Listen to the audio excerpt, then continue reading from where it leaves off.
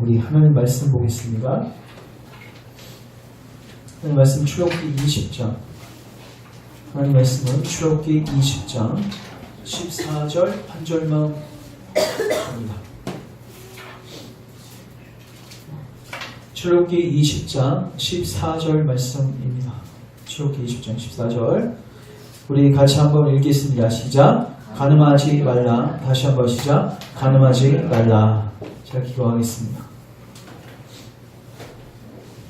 하나님 감사합니다. 오늘도 우리에게 귀한 날 주시고 또 하나님께 예배 드릴 수 있는 건강과 또 시간과 필요한 모든 것을 허락하셔서 주님께 나은 예배 드리고 또 말씀 듣고 또 이 말씀 앞에서 반응할 수 있는 은혜 주셔서 감사합니다. 오늘도 성령 하나님께서 이 말씀을 바르게 깨닫게 하시고 이 말씀을 우리의 머리로만 아는 것이 아니라 우리의 영혼 그리고 우리의 전 인격으로 이 말씀에 반응하여 참된 열매가 맺을 수 있는 은혜가 있게 하옵소서. 부족한 종을 십자가 뒤에 감춰주시고 오직 성령님의 능력으로 큰 확신 가운데서 주의 말씀만 선명하게 선포케 하시며 증거할 때 하나님의 영광 보게 하옵소서. 예수님의 이름으로 기도합니다. 아멘. 오늘 출애굽기 20장 14절 말씀을 가지고 10계명 제7계명을 살펴보도록 하겠습니다. 우리가 계속해서 10계명을 살펴보고 있는데 여러분 10계명을 통해서 먼저 우리가 알아야 할 사실은 하나님의 기준과 척도입니다. 여러분 우리가 마지막 날에 여러분 하나님의 심판대에 설 것을 여러분 믿고 계십니까? 근데 그 마지막 날에 여러분들은 하나님의 기준대로 심판받습니다. 이걸 기억하십시오. 하나님의 기준대로 정확하게 심판받을 것입니다. 하나님의 다림줄과 하나님의 척도와 자로 심판받을 것입니다. 많은 사람들은 저 사람하고 나하고 비교해봤을 때 내가 좋은 건 괜찮으니까 나는 이 정도면 칭찬받겠지, 이 정도면 구원받겠지. 여러분 기준이 사람이 돼서는 안 됩니다. 주변에 있는 여러분보다 못한 사람들이 여러분들의 기준이 되면 안 되고 하나님의 말씀이 여러분들의 자가 되어야 됩니다. 하나님은 하나님의 진리대로 심판하십니다. 그래서 여러분 10계명을 통해서 하나님의 기준을 정확하게 하시고 거기 앞에 정직하게 서십시오. 어떻게 서시라고요? 정직하게 서십시오. 하나님의 정직한 신령을 기뻐하십니다. 거짓말하고 여러분 자신도 속이면 여러분들에게 해결책이 없는 거예요. 여러분 우리가 병원에 가서 MRI하고 CT를 찍을 때 여러분들 혹시 여러분 안에 이제 증상이 이미 여러분 느껴졌어요? 암에 대한 증상이 느껴졌는데 병원에 갔어요. 내가 봐도 80~90% 암인 걸 내가 느낄 수가 있는데 MRI를 찍었는데 분명히 암이에요. 근데 의사가 여러분들에게 말기암이라고 하면은 그 의사로서의 그 권위가 떨어지고 또 그 환자에게 낙심을 주기 때문에 그 암이라는 것을 숨겼다고 생각해 보십시오. 여러분 MRI하고 CT의 목적이 무엇입니까? 여러분들의 기분을 좋게 해주기 위해서 사진 찍는 거 아니잖아요. 제일 중요한 게 뭐예요? 정확한 거예요. 정확한 거예요. 정확한 진단이에요. 정확한 진단이 있어야지 정확한 치료가 되는 것입니다. 물론 MRI하고 CT는요 진단은 잘 하는데 치료책은 없을 수도 있어요. 의사가 가장 하기 힘든 말이 뭘까요? 더 이상 가망이 없습니다. 여러분 의사 입장에서도요 그 말 하는 거 쉽지 않습니다. 근데 이미 우리는요 해결책을 다 갖고 하나님이 찍으시는 거예요. 그리스도라는 해결책을 갖고 여러분의 가장 최종 원수가 무엇입니까? 죽음 아닙니까? 여러분의 죽음의 문제, 여러분의 생명의 문제. 여러분 이거 세상 어디에서 이거 해결해 줄 수 있습니까? 이거에 대한 모든 해결책을 그리스도가 갖고 계신단 말이에요. 그걸 갖고 우리의 엑스레이와 우리 CT를 찍는 거란 말이에요. 그러면 중요한 게 뭐예요? 정직해져야 돼요. 목회자는 찍는 사람으로서 정직해야 되고 여러분들은 CT를 받는 입장으로서 정직하게 거기 위에 서야 되는 거예요. 그래서 십자가 이 10계명 앞에서 여러분들이 정직한 심령으로 하나님 말씀이 여러분들의 심령과 폐부를 쪼갤 때 그냥 갖다 대야 됩니다. 그렇지 않으면 여러분들은 치료받을 수가 없는 것입니다. 그러나 정직하게만 갖다 대면 여러분 가운데 귀한 치료가 임할 것입니다. 두 번째, 10계명을 통해서 여러분 그리스도께서 여러분들의 유일한 의가 되시는 것을 확인하십시오. 여러분들의 실패를 확인하는 동시에 그리스도께서 이 십계명을 어떻게 완벽하게 지키셔서 여러분들의 의가 되셨는지를 확인하셔야 돼요. 한 계명 한 계명 읽으실 때마다 그리스도께서 어떻게 사셨는지를 여러분 스캔하시면서 아 맞아 그리스도는 우리의 유일한 의가 되셔. 우리의 유일한 소망이셔. 이것을 확인하는 시간이 십계명을 보는 시간입니다. 또 하나 마지막으로 이제 그리스도와 연합돼서 이제 구원받은 우리가 어떻게 하면 하나님을 기쁘시게 하는 삶을 살 수 있는가? 그거에 대한 가이드라인이 십계명이에요. 그래서 여러분들이 이 십계명 시간들을 통해서 이 세 가지를 마음에 명심하고 살폈으면 좋겠습니다. 우리가 첫 번째 계명부터 여섯 번째 계명까지 살폈는데 제가 이거를 아주 짧게 요약합니다. 따라하겠습니다. 성경에 계시된 하나님만을 바르게 알고 믿어라. 그 하나님만 섬기고 그 하나님께만 영광 돌리며 그 하나님께서 이루어 주신 안식을 누리며 감사하며 증거하며 살라. 이게 첫 번째부터 네 번째 계명 제가 요약한 겁니다. 그리고 다섯 번째, 여섯 번째 계명은 그냥 제가 말로 합니다. 다섯 번째 계명은 부모를 공경하라. 이거는 뭐냐면요. 여러분 하나님께서 이 세상을 권세로 다스리시는데 직접 다스리지 않으시고 대리 권세자를 세우셨습니다. 여러분 군대에서도요. 스타가 이등병한테 그냥 직접적으로 명령을 하다라는 적은 거의 없습니다. 사단장이 대대장에게, 대대장은 중대장에게, 중대장은 소대장에게, 소대장은 분대장에게 이 명령 하달치기가 있는 거예요. 하나님께서는 이 세상에서 하나님의 권세를 누릴 수 있도록 하기 위해서 무슨 권세를 세우셨냐면 대리 권세를 세우셨습니다. 교회에서는 목사와 장로를 세우셨고 가정 안에서는 부모를 세우셨고 부부관계 속에서는 남편을 머리로 세우셨고 학교에서는 선생님을 세우셨고 직장에서는 상사를 세우셨고 국가에서는 위정자를 세우셨습니다. 부족할 수 있습니다. 그런데 하나님께서 뭐하라고 하세요? 그 권위를 인정하라고 하세요. 그리고 복종하라고 하세요. 그걸 통해서 하나님께 복종하는 것을 훈련받는 거예요. 여섯 번째 계명은 무엇이었어요? 살인하지 말라. 단순히 칼로 찌고 죽이지 말라는 게 아니라 여러분 살인하지 말라는 것은요. 여러분 뭐가 살인입니까? 몸뚱아리가 붙어있는 게 살인입니까? 어차피 인간 다 죽습니다. 몸뚱아리. 여러분 죽음이 뭡니까? 사망이 뭡니까? 하나님과 관계가 끊어진 겁니다. 꽃이 아무리 싱싱해 보여도 뿌리가 흙에서 뽑혀져 있으면 그 꽃은 이미 죽은 것입니다. 여러분들이 지금 움직이는 것 같고 호흡하는 것 같아도 여러분들이 하나님과 전혀 관계하고 있지 않다면 여러분 24시간 삶 속에서 하나님을 예배하는 게 전혀 없다면 미안하고 죄송하지만 여러분 하나님 앞에서 시체입니다. 여러분 죽어있는 거예요. 살아있으나 죽은 존재예요. 누가 이렇게 만들었습니까? 사탄이 만들었습니다. 마귀가 만들었습니다. 마귀가 유혹해서 여러분들을 하나님과 관계를 끊어버렸단 말이에요. 이게 뭐예요? 이게 살인이에요. 그럼 여러분들이 살인하지 말라는 건 뭐예요? 적극적으로 생명을 누리라는 거예요. 그리고 생명을 누릴 수 있도록 도와주라는 거예요. 누구하고의 생명? 하나님과의 생명. 그리고 하나님 안에서의 지체와의 생명. 이 생명 활동을 여러분들이 먼저 부지런히 누리셔야 되고 주변에 있는 사람들이 누릴 수 있도록 도와주셔야 됩니다.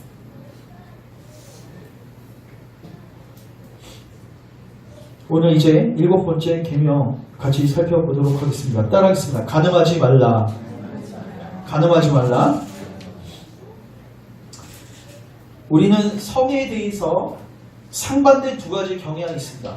이제 오늘날 이제 많이 이제 옛날도 그랬지만 지금 전통적이고 약간 보수적인 그런 관습들을 타개하는 경향입니다. 그래서 노출하는 것을 좋아하고 부끄러운 것들을 그냥 행동이나 말로써 그냥 여과 없이 드러내는 세대에 살고 있습니다. 이제 어제 그 퀘어 축제에 있었습니다. 퀘어 축제 들어보셨나요? 그 퀘어 축제가 뭐냐면 그 성소수자라고 해가지고 이제 동성애자뿐만 아니라 이제 굉장히 독특한 성을 추구하는 사람들이 있습니다. 퀘어라는 뜻이 기괴한이라는 뜻이에요. 근데 이제 그 사람들에게 붙여서 성소수자를 소수자를 뜻한 이제 단어인데 그 사람들이 나와서 뭐라고 이야기를 하냐면 우리가 하는 이 성행위를 인정해 달라는 거예요. 즉 대한민국 국법에는 그거를 이제 법으로 금지시켜 놨으니까 이거를 뭐 해달라는 거예요? 풀어달라는 거죠. 지금은 그런 시대에 살고 있습니다. 자기 속에는 옳은 대로 하고 싶은 대로 하면서 그런 것들을 정당화하고 이제 그런 것들을 대놓하려고 법까지 풀어달라고 지금 얘기하고 있는 실정이 지금 실정입니다.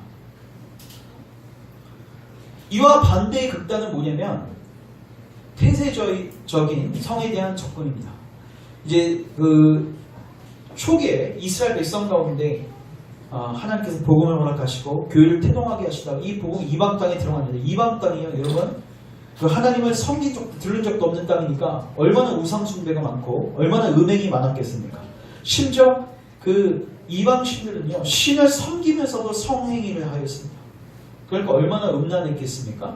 그런 지역이 고린도 지역이었고요. 그런 지역이 이제 그 소아시아 여러 지역들이었습니다. 그런 곳에 복음을 전하면서 이제 그런 교회 안에 그런 음행의 요소들이 들어오니까 극단적인 사람들이 어떻게 했냐면 이거 안 된다. 그래서 혼인까지 금하게 했습니다. 결혼 이 자체로 하나님께서 원하시지 않는다. 제가 묻겠습니다. 결혼은 누가 제정하셨습니까? 하나님이 제정하셨습니다. 디모데전서 4장에 가면요. 말세 이렇게 가르치는 사람이 있을 거예요. 혼인하지 마. 그리고 먹는 걸 조절해. 뭐예요? 금욕주의입니다. 혼인과 금욕을 그러니까 먹는 것을 통해서 하나님께 나아가는 길을 제시하는 사람들이 있었습니다. 근데 디모데전서 4장을 보시면 분명히 사도 바울이 이야기합니다. 그거는 귀신들을 가르칩니다. 그건 미혹대 가르칩니다. 여러분 분명히 성은 하나님이 제정하셨습니다. 하나님이 창세기 1장 2장을 보시면요. 태초에 천지를 창조하시고 인간을 창조하신 다음에 남자와 여자로 만드셨죠. 맞죠? 그리고 뭐라고 명령하셨죠? 생육하고 번성하라. 그러니까 하나님께서 부부관계를 상정하시고 말씀하신 거예요. 그리고 부부관계를 상정하시고 생육하고 번성하라고 하신 다음에 보기에 좋았더라. 하나님께서 인정하신 부분이에요. 근데 문제는 뭐냐? 타락한 다음에 인간이 여러분 보십시오. 하나님께서 우리에게 권리를 주셔도 그거를 집권 남용하면 돼 안 돼요. 우리 5계명에서도 부모의 권리가 뭐예요? 하나님의 말씀 부지런히 가르치고 하나님의 말씀에 순종하는 하나님 사랑하는 사람 만드는 거죠. 자녀를. 근데 자기 실현을 위해서 자식을 희생시켜요. 그건 뭐예요? 집권 남용입니다. 마찬가지로 하나님께서 우리에게 성이라는 고귀한 선물을 주셨어요. 생육하고 번성하라고. 여러분 생육하고 번성하기 전에 하나님께서 뭐라고 말씀하셨냐면 그들에게 복을 주시며 이르되 생육하고 번성하라. 그건 복이었어요. 근데 그걸 뭐한 거예요? 타락한 이후에는 선을 넘어간 거예요. 계속. 그래서 기억하셔야 할 게 성은 하나님이 인정하시고 이 관계는 인정하시지만 분명히 하나님이 금지하신 명령이 있다는 거예요. 오늘 그 부분들을 살펴보도록 하겠습니다. 데살로니가 전서 4장 가겠습니다.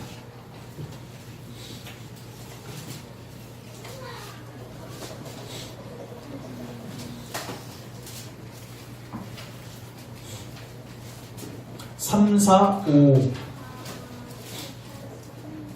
3절, 4절, 5절 우리 같이 한번 읽도록 하겠습니다. 시작. 하나님의 뜻은 이것이니 너희의 거룩함이라 곧 음란을 버리고 각각 거룩함과 존귀함으로 자기의 아내에 대할 줄 알고 하나님을 모르는 이방인과 같이 세욕을 따르지 말고. 아멘. 따라하겠습니다. 하나님의 뜻은 이것이니 너희의 거룩함이라. 뭐를 버려라? 음란을 버려라. 하나님께서 성은 제정하셨지만 선이 있다는 거예요. 마지노선이 있다는 거예요. 넘지 말아야 선이 있다는 거예요. 근데 그게 뭐냐면 음란이에요. 그러면 제가 묻겠습니다. 음란이 무엇입니까? 4절의 근거에서 해석하겠습니다. 4절 같이 한번 읽습니다. 시작. 각각 거룩함과 존귀함으로 자기 아내에 대할 줄 알고. 쉽게 말해서 하나님께서 제정하신 부부관계 여기를 넘어가는 모든 관계는 음란입니다. 자, 따라하겠습니다. 하나님께서 제정하신 부부관계를 넘어서는 것은 음란입니다. 오늘날 부부관계 속에서 남편과 아내뿐만 아니라 다른 뭐 남자친구, 여자친구를 뒀다, 뭐 세컨을 뒀다, 이런 소리들이 교회 안에서는 절대로 있으면 안 됩니다. 그리고 더 나아가서 중요한 거는 여러분들은 주변 사람들이 그렇게 행동하더라도 여러분들은 그 행동의 자리로 가면 안 돼요. 왜냐하면 여러분들은 누구의 기준대로 심판받습니까? 하나님의 기준. 여러분 심판대 가서 우리 대한민국 한 80~90% 사람들이 다 그렇게 생각했어요, 주님. 여러분 그러면 여러분 용서 받습니까? 아니죠. 다 같이 심판받는 거예요. 여러분 하나님 앞에서는 하나님의 기준만 통합니다. 하나님께서 제정하신 그 선을 넘어서면 반드시 심판입니다. 여러분 출애굽기, 레위기, 민수기를 보시면 하나님께서 이스라엘 백성들에게요, 가늠한 자들은요, 간부든지 음부든지 그 현장에서 잡힌 남자 여자는 바로 직결 처벌했습니다. 죽였습니다. 하나님 기준이 그만큼 엄중했어요. 자, 그러면 우리가 이렇게 생각할 수 있죠. 나는 외도하지 않았으니까 나는 괜찮은 거 아닌가. 근데 여러분 보십시오. 4장 4절 다시 한번 읽습니다. 시작. 각각 거룩함과 존귀함으로 자기 아내 대할 줄 알고. 여러분 간음하지 말라는 거는요, 소극적인 거고요. 이걸 적극적으로 무엇을 하란 말이에요?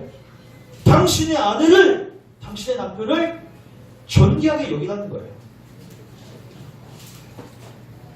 여러분 집안에만 있으면, 그래서 밖에 나가지 않고 외도하지 않으면 그게 7계명 지키는 것입니까? 아니에요. 적극적으로. 여러분 살인하지 말라는 건 뭐예요? 생명을 살리는 일에 네 시간을 투자하라는 거예요. 간음하지 말라는 건 뭐예요? 이 남편과 아내를 존귀하게 여기고. 어떻게 여기고요? 거룩하게. 거룩하게 뭐예요? 구별되게. 왜? 누구 거니까? 내 거니까. 하나님께서 내게 맺어주신 짝이니까 소중하게, 존귀하게 구별되게 여기라는 거예요. 그런 사람이 여러분 밖에 나가서 외도하겠습니까? 이게 본질이죠, 사실.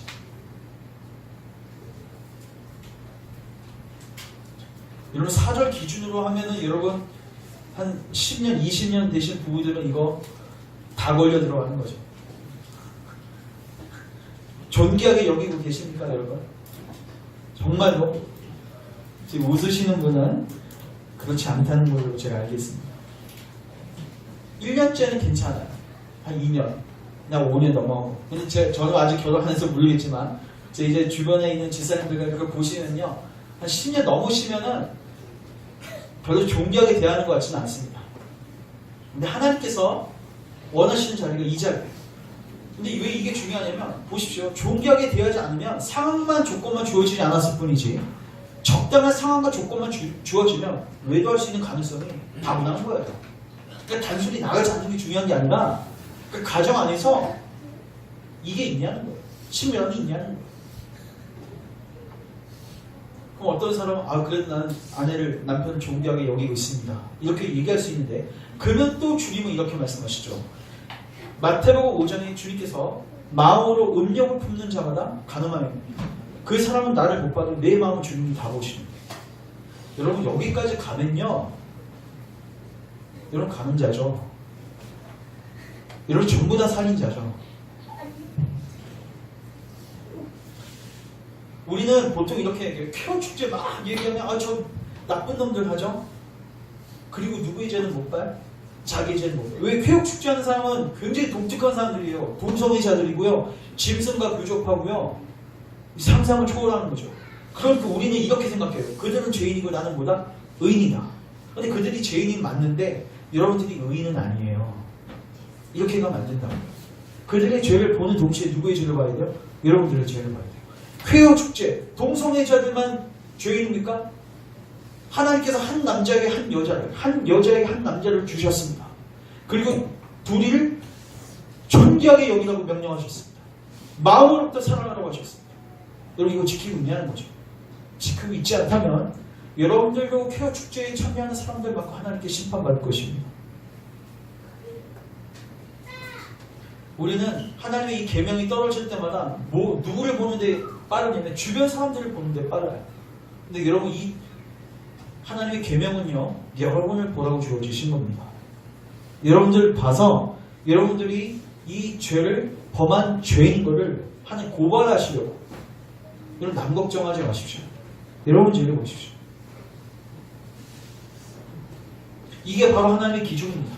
하나님께서 성을 고귀하게 우리에게 허락하셨지만 하나님의 마지노선, 선이 있는 거예요.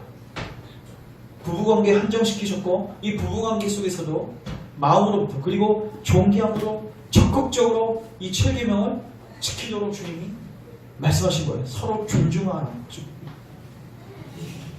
이 기준의 근거에 봤을 때 우리는 과연 몇 점인가?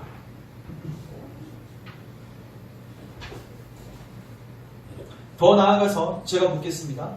여러분 결국요 이제 5번째 계명부터는 인간에 대한 계명이죠. 인간과의 관계 속에서. 근데 여러분 이 인간관계 속에서 범하는 이 모든 불순종들은요 결국은 하나님께 대한 대적입니다.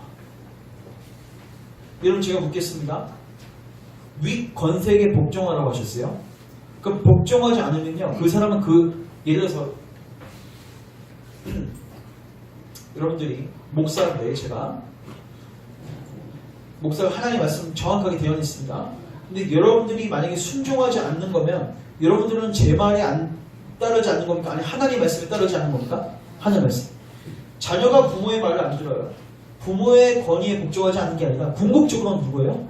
하나님의 권위예요. 맞죠? 여러분 음행도 마찬가지입니다. 간음도 마찬가지입니다. 결국 그게 사람에게 범하는 죄인데 결국은 하나님께 범하는 죄. 왠지 아십니까? 결국 우상숭배자예요. 가늠한 자죠. 왜냐하면 하나님보다 뭐를 나의 쾌락을 더 높이 평가 여기에 나의 모든 시간과 에너지를 쓰는 거죠. 우리가 1계명을 뭐라고 했죠? 너는 나 외에는 다른 신을 두지 말라. 하나님께 무슨 충정을 둬라? 배타적 충성을 둬라. 기억나시죠? 하나님 말고 다른 걸 전혀 섬기지 말라. 그 중에 목록에 뭐 있었습니까? 제가 분명히 얘기했습니다. 쾌락도 있습니다.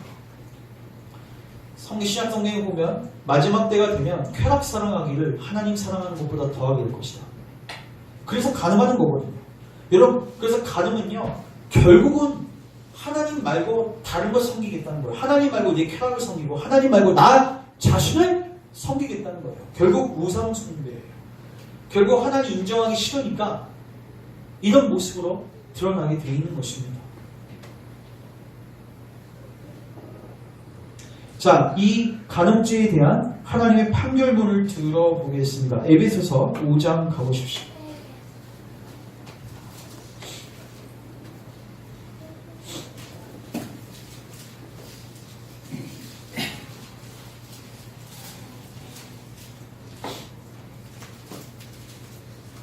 하나님의 기준에 정직하게 반응하십시오. 3절 음행과 온갖 더러운 것과 탐욕은 너희 중에서 그 이름조차도 부르지 말라. 이는 성도에게 마땅한 방이다. 누추함과 어리석은 말이나 희롱의 말이 마땅치 아니하니 오히려 감사하는 말을 하라. 우리 5절 같이 읽습니다. 시작. 너희도 정녕 이것을 알거니와 음행하는 자나 더러운 자나 탐하는 자 곧 우상 숭배자는 다 그리스도와 하나님의 나라에서 기업을 얻지 못하리라. 따라하겠습니다. 하나님의 나라에서 기업을 얻지 못합니다. 끝까지 회개하지 않고 이 죄를 고수하는 분들 미안하고 죄송하지만 그 끝이 결말이 안 좋습니다. 잠언 5장에 가면요 음녀를 경계하라고 하시면서 음녀의 입술은 꿀같이 다나 그 끝은 숲같이 쓰다고 이야기하고 있어요. 결국 결말이 안 좋습니다. 이 세상에서 결말만 안 좋은 게 아니라 최종적으로 우리 죽음 이후의 결말이 안 좋습니다. 여러분 죄악이 우리에게 주는 유혹은요 일시적입니다. 죄악이 우리에게 주는 건요 기쁨이 있긴 있어요. 근데 그게 잠시 누릴 수 있는 쾌락이에요. 여러분 그것을 얻고서 여러분의 영혼을 잃어버리시겠습니까? 정신 차리셔야 됩니다. 사단 마귀가요 우리 교회를 잠식하고 여러분의 영혼을 잠식시킬 때 이런 죄들을 사용하는 거예요. 5절 잠깐만 다시 보십시오. 너희도 정녕 이것을 알거니와 누구요? 음행하는 자 그리고 더러운 자. 뭐예요? 안 씻는다는 거 아니죠? 그래서 더럽다는 건 뭐가 더럽다는 거겠어요? 문맥상 성적으로 더러운 자죠. 탐하는 자. 뭘 탐하는 거예요? 성적 쾌락을 탐하는 거예요. 남의 아내를 탐하는 자. 그 사람을 뭐라고 표현하고 있습니까? 우상 숭배자. 왜요? 하나님보다 자기 쾌락을 더 섬기는 거예요. 그 사람은 하나님 나라에서 기업을 얻지 못합니다. 여러분 이 기준을 희석시키지 마십시오. 교회 안에서 이걸 분명히 가르쳐야 됩니다. 이 기준이 무너지니까 회개가 없죠. 그리스도의 필요성도 모르죠. 이런 죄들을 지으면서도 나는 하나님 나라에 들어갈 수 있다는 막연한 착각?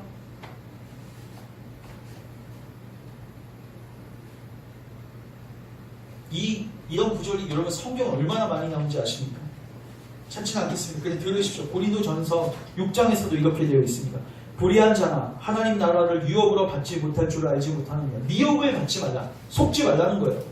음행하는 자나 우상 숭배하는 자나 가늠하는 자나 도적이나 탐욕을 부리는 자나 술 취하는 자나 모욕하는 자나 속여 빼앗는 자들은 하나님 나라를 유업으로 받지 못합니다. 주변에 있는 사람들이 다 예스해도 하나님이 노하시면 노인 겁니다. 주변의 사람들이 노해도 하나님 예스하시면 예스인 겁니다. 하나님의 기준만 통합니다. 하나님의 기준 앞에 서시기를 주님의 이름으로 축원합니다. 이제 제가 여러분에게 하나 더 얘기합니다. 오늘 사실 이거 얘기하려고 여기까지 얘기한 겁니다. 여러분 여기까지 들으셨으면 여러분들 살인자죠? 동의하십니까? 여러분 간음자죠? 동의하십니까? 복음은 여기까지만 얘기하지 않습니다. 그 다음 얘기예요. 자, 좋습니다. 여러분들 여기 떠나야 돼, 안 떠나야 돼? 이 약한 자리. 떠나야죠. 여기 있으면 멸망당하죠. 근데 여러분 떠나는데 갈 곳이 있습니까? 없습니까? 여러분 가출해보셨습니까? 저는 하지는 않았지만 주변에 가출하는 애들을 많이 봤습니다. 청년부 살 것 같아요. 근데요, 가출할 때요, 애들이 보통 일주일 안에 보통 들어와요. 왜 들어가는지 아십니까? 갈 곳이 없어서 들어와요. 먹을 게 없어서 결국 들어와요. 근데 제가 예전에 한번 한 아이한테 아지트를 제공해 준 적이 있었는데 갈 곳이 있으니까 거기서 1년, 2년 살았어요. 근데 제가 어머니하고 내가 친분이 있어가지고 얘기를 했는데 아주 싸우니까. 근데 가출해서 나왔는데 여러분 보통 애들이 일주일 안에 다 들어갑니다. 갈 곳이 없으니까. 보십시오. 여러분들이 이 약한 자리에서 나와야 돼, 안 나와야 돼요? 나왔어요. 나왔는데 여러분들을 기다려주는 사람이 없고 여러분들이 막상 소망을 두고 발붙일 곳이 없으면 여러분들은 다시 그 죄로 어떻게 돼요? 다시 끌려가게 돼 있어요. 그래서 저는 오늘 여러분들이 지금 있는 위치가 얼마나 위험한지를 이야기할 뿐만 아니라 여러분들을 기다리고 계시는 하나님이 계시다는 사실을 오늘 이야기하려고 하는 것입니다. 여러분 탕자의 비유 아시죠? 탕자의 비유를 보시면요, 그 탕자가요 아버지의 재산을 다 탕진하고 이 먼 타국에서 돼지 지엄열매 먹으면서 그것을 비참한 생활을 하고 있습니다. 이제 깨닫기 시작했습니다. 자기가 먹고 있는 게 돼지 지엄열매이구나. 그리고 이렇게 살다가 나는 어떻게 된다? 죽겠구나. 이 자리가 죽음의 자리이고 이 자리가 비참한 자리이고 이 자리가 더러운 자리인 것을 인식하기 시작했어요. 그래서 빨리 나와야겠다. 근데 중요한 건 갈 데가 없는 거예요. 아버지는 아직 살아계시는데 갈 수가 있습니까? 그래서 이렇게 고백하죠. 아버지께 가긴 가는데 아들로서 가지 않고 뭘로 가겠다? 종으로서 가겠다. 아들로서 어떻게 뻔뻔스럽게 갈 수 있겠습니까? 그러나 여기 너무 싫어서 일단 나왔어요. 그래서 일단 나와봤어요. 갈 곳이 있냐 차리면서 이제 나오는 거죠. 그냥 아버지께 한번 가보는 거예요. 마지막 소망은 없어. 딱 갔는데 뭘 발견하게 되냐면 아버지가 지금까지 계속해서 뭐 하셨습니까? 기다리셨습니다. 제가 이렇게 얘기하면 이렇게 방문하시는 분이 계십니다. 제가 20세도 아니고 30세도 아니고 이제 60, 70세입니다. 지금까지 회개 안 하고 내 맘대로 살았는데 나도 용서받을 수 있을까요?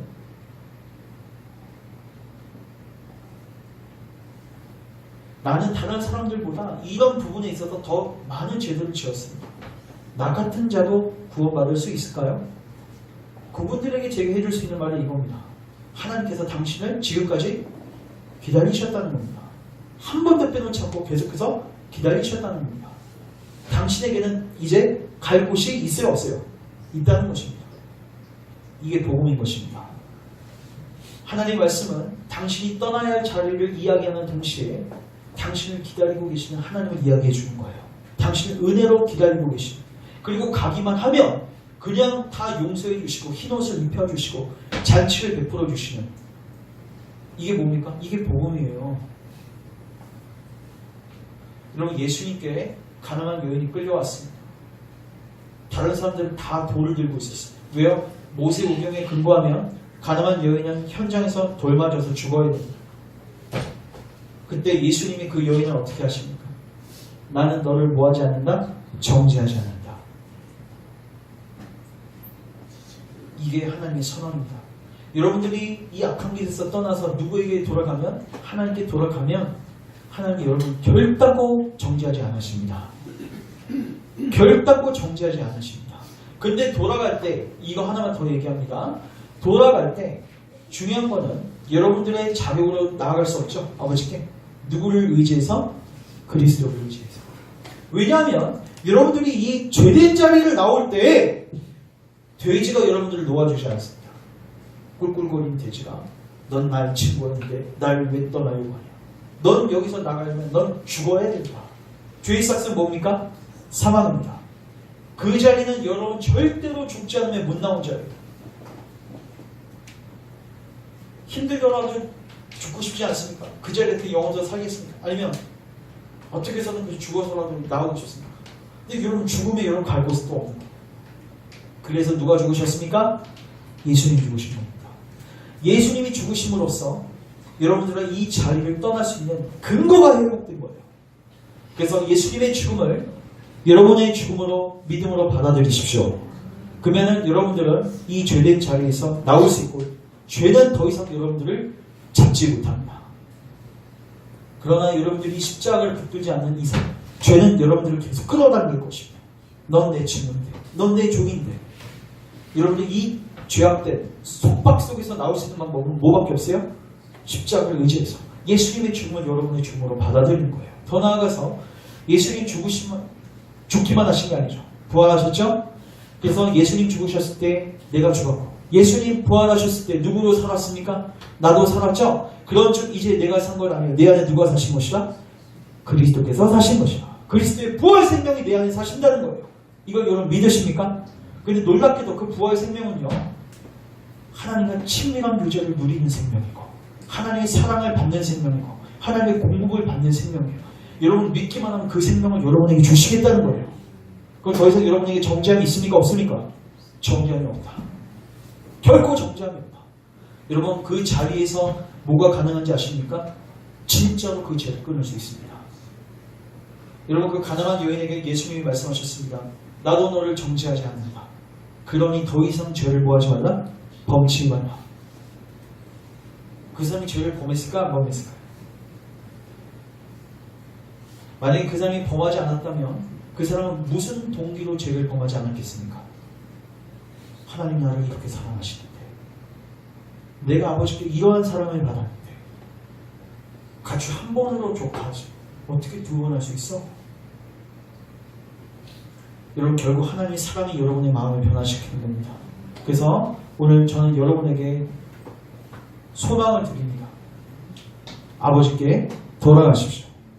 요것만 얘기하고 마칩니다. 여러분 중독을 끊을 수 있는 방법은 뭐밖에 없냐면 다른 것에 중독되는 것입니다. 여러분 담배 끊을 수 있는 방법이 뭡니까? 담배 펴보신 분 계신가요? 저는 안 펴봤지만 담배 끊기가 그렇게 힘든데요. 근데 가만히 있어서 이걸 금욕한다고 해서 끊을 수 있는 게 아니죠. 생각도 안 나게끔 다른 것에 몰두해야 돼요. 그게 일이든 그게 운동이든 다른 것에. 그래도 끊을까 말까 한 게 담배입니다. 여러분 중독을 끊을 수 있는 방법은 뭐예요? 중독. 여러분들이 이 성적 죄악과 이 수많은 불의의 목록, 이 죄 사슬에서 헤어나올 수 있는 방법은 예수님의 사랑에 중독되는 겁니다. 하나님의 사랑에 완전히 매이는 겁니다. 그거 말고는 여러분들을 그 쇠사슬에서 끄집어낼 수 없어요. 여러분 해보셨잖아요. 여러분들은 결심을 해보셨잖아요. 됩니까? 며칠 갑니까? 2일 갑니까? 3일 갑니까? 성경은 그렇게 이야기하지 않습니다. 그러므로 형제들아 내가 하나님의 자비하심으로 너희를 권하노니 너희 몸을 하나님이 기뻐하시는 거룩한 산제사로 드리라. 자비하심으로. 그래서 여러분들이 오늘 아마 제가 지금 기독교의 가장 근본적인 교리를 이야기한 겁니다. 기독교는요, 여러분들에게 이렇게 외칩니다. 죄된 자를 떠나서 아버지께로 돌아가십시오. 이걸 우리는 회개라고 합니다.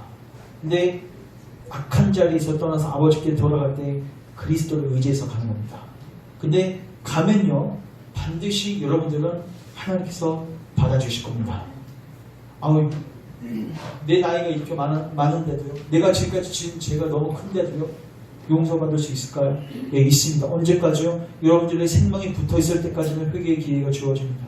그러나 미안하고 죄송하지만 죽음의 커튼이 드리워진 이후에는 더 이상 기회가 없습니다. 그래서 보라, 지금이 구원받을 때요, 지금이 은혜의 날입니다. 여러분, 더 이상 때를 놓치지 마십시오. 여러분들에게 이 복된 소식이 와 있습니다. 여러분들이 믿기만 하시면 하나님께서 여러분 과거의 모든 죄를 동의서에서 본 것 같이 치워주시고 여러분들을 정결케 하실 것입니다. 그리고 여러분들을 주님의 사랑으로 변화시키셔서 그 중독으로부터 끊어주시고 거룩한 삶을 살 수 있는 능력을 부여하시고 최종적으로는 그런 죄 유혹도 없는 완벽한 세상으로 우리를 인도해 주실 것입니다. 그 복음을 붙들고 예수님을 붙드시는 여러분 되시기를 주님의 이름으로 축원합니다. 아멘. 기도합니다. 하나님, 우리가 참으로 하나님보다 쾌락을 더 사랑하였고 하나님보다 참으로 죄악들을 사랑하면서 하나님의 마음을 아프게 해드렸습니다. 주님, 우리가 이 시간에 회개하오니 우리의 죄악을 용서하시고 이제 오늘 우리가 힘을 얻어서 이 복된 소식에 힘을 얻어서 아버지께로 돌아갑니다. 주님, 우리를 받아주십시오. 우리를 주님의 은혜로 안아주시고 주님의 사랑으로 우리를 회복시켜 주옵소서. 마음으로부터 주님께 순종할 수 있도록 그 죄된 중독의 자리에서 나올 수 있도록 주님의 사랑으로 우리를 강권하여 주시옵소서. 예수님의 이름으로 기도합니다. 아멘.